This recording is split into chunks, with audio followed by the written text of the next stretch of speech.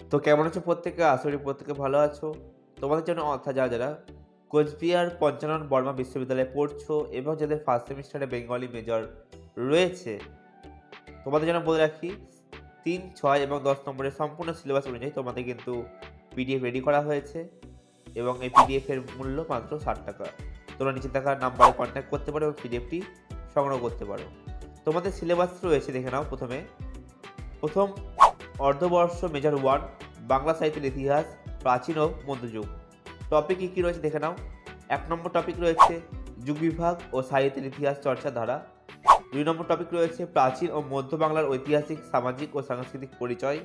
৩ নম্বর topic রয়েছে সাধারণ পরিচয়, চর্যাপদ, তুর্কি আক্রমণ, শ্রীকৃষ্ণ কীর্তন, অনুবাদ সাহিত্য, মঙ্গল কাব্য, বৈষ্ণব পদাবলী, রোমান্টিক, প্রণয়াপাখ্যান।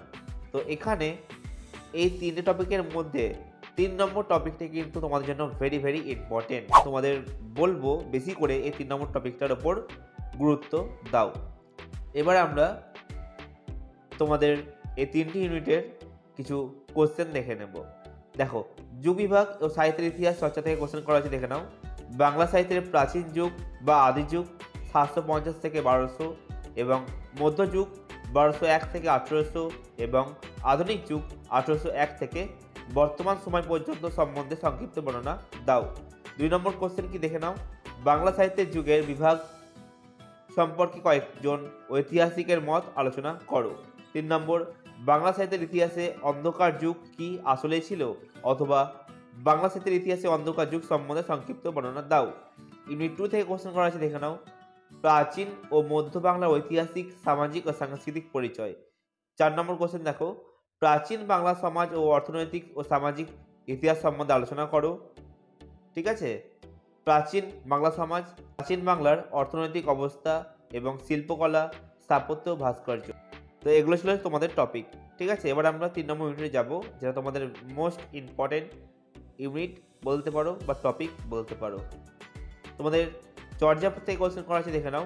প্রথমে একটা কথা বলে রাখি, প্রত্যেকটা কোশ্চেন বলে দেবো এবং প্রত্যেকটা কোশ্চেন যে কোন কোশ্চেনগুলো পরীক্ষাতে আসতে পারে, ঠিক আছে, আসার সম্ভাবনা বেশি রয়েছে, সেই কোশ্চেনগুলো বলে দেবো।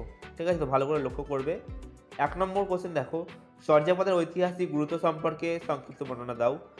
২ নম্বর কোশ্চেন, চর্যাপদ কে কবে সম্পাদনা করে গ্রন্থাকারে প্রকাশ করেন? সন্ধ্যা ভাষা কি? সন্ধ্যা ভাষার স্বরূপ সম্পর্কে সংক্ষিপ্ত বর্ণনা দাও। ২ নম্বর কোশ্চেন তোমার জন্য ভেরি ইম্পর্টেন্ট। নেক্সট ৩ নম্বর কোশ্চেন, কে কবে কোথা থেকে চর্যাপদের আবিষ্কার করেন? এর সাহিত্যমূল্য বিচার করো। এই ৩ নম্বরটাও কিন্তু তোমাদের জন্য ইম্পর্টেন্ট। ঠিক আছে, নেক্সট, চর্যাপদের কবি কে? চর্যাপদের গুরুত্ব বাংলা সাহিত্যের কতটা? ৪ নম্বর কোশ্চেন দেখো, চর্যাপদের সমাজ জীবন আলোচনা করো, অথবা চর্যাপদের সমাজ জীবনে যে ছবি ফুটে উঠেছে তা সংক্ষিপ্ত বর্ণনা দাও। প্রত্যেকে একটা কথা বলে রাখি, তোমাদের এই পিডিএফটা কিন্তু সম্পূর্ণ সাজেশন ভিত্তিক রেডি করা হয়েছে এবং প্রত্যেকটা কোশ্চেন কিন্তু ইম্পর্টেন্ট এবং প্রত্যেকটা কোশ্চেন কিন্তু পরীক্ষাতে আসার মতো।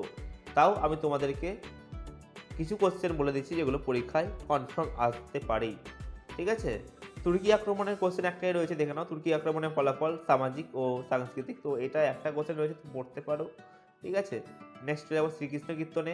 শ্রীকৃষ্ণ কীর্তনে ১ নম্বর কোশ্চেন দেখো, শ্রীকৃষ্ণ কীর্তন কাব্য কে কোথা থেকে আবিষ্কার করেন? এই কাব্যটি কয়টি খণ্ড এবং প্রতিটি খণ্ডের নাম লেখো। তো এই কোশ্চেনটা কিন্তু তোমাদের জন্য ভেরি ইম্পর্টেন্ট। ঠিক আছে, নেক্সট ২ নম্বর, শ্রীকৃষ্ণ কীর্তন কাব্যের বিষয়বস্তু আলোচনা করো। ৩ নম্বর দেখো, বাংলা সাহিত্যের ইতিহাসে এই কাব্যের ঐতিহাসিক গুরুত্ব কতখানি তা বিচার করো। ৪ নম্বর, শ্রীকৃষ্ণ কীর্তন কাব্য সমাজ চরিত্র আলোচনা করো। ৫ নম্বর, শ্রীকৃষ্ণ কীর্তন কাব্যের সাহিত্যমূল্য বিচার করো। ৬ নম্বর, চণ্ডীদাসের শ্রীকৃষ্ণ কীর্তন কাব্যের অবদান কতখানি তা আলোচনা করো। তো ৬ নম্বর কোশ্চেন কিন্তু ইম্পর্টেন্ট। নেক্সট, অনুবাদ সাহিত্যের কোশ্চেন করা আছে দেখে নাও।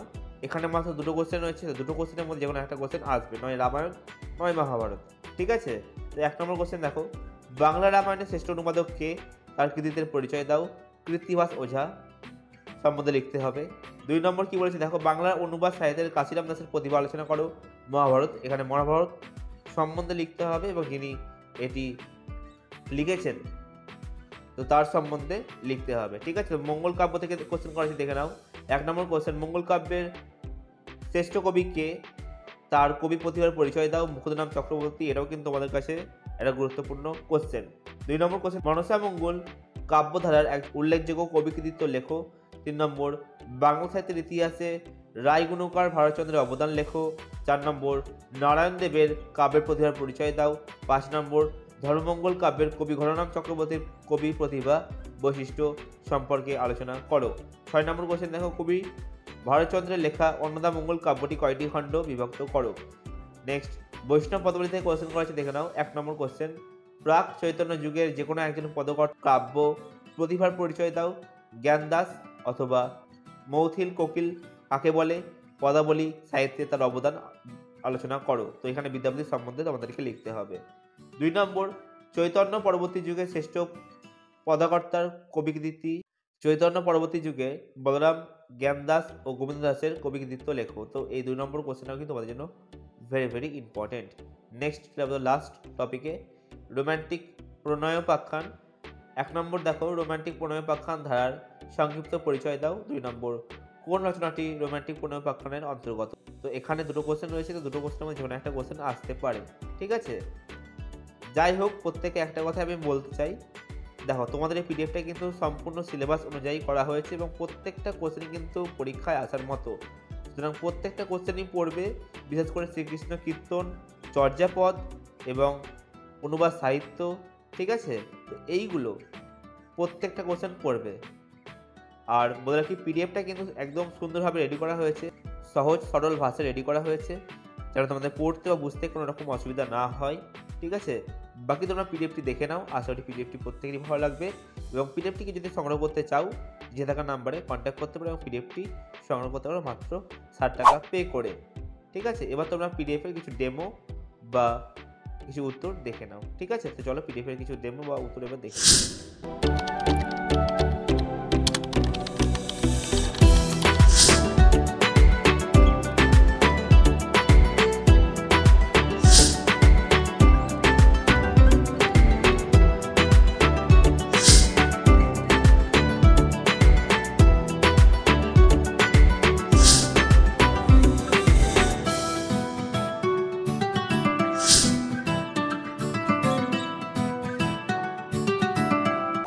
দেখো, তোমরা যারা বিভিন্ন টিউশন স্যারের কাছে পড়ছো, ভালো কথা, কিন্তু যাদের পারিবারিক বা কোনো রকম আর্থিক সমস্যা রয়েছে, তো তাদের কথা ভেবেই কিন্তু সম্পূর্ণ সিলেবাসটা এই পিডিএফটির মধ্যে কভার করা হয়েছে এবং পিডিএফটির মূল্য মাত্র।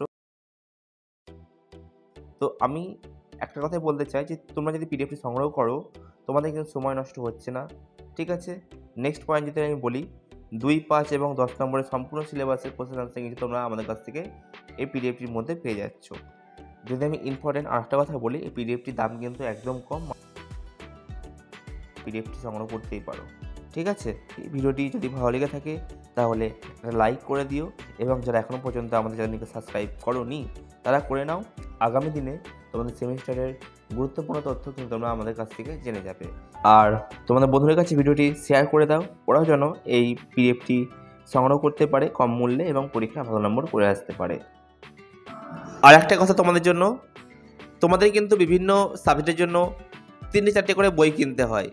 তো আমি বলবো 3-4টে বই না কিনে তোমরা কিন্তু একবারে আমাদের কাছ থেকে সম্পূর্ণ সিলেবাস অনুযায়ী প্রশ্ন উত্তরের পিডিএফ সংগ্রহ করে নিতে পারো, ঠিক আছে।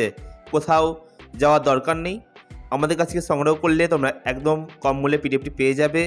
পরীক্ষা দেরি হলেও তোমরা কিন্তু পরীক্ষার জন্য প্রিপারেশন নিতে শুরু করতে পারবে আজ থেকেই।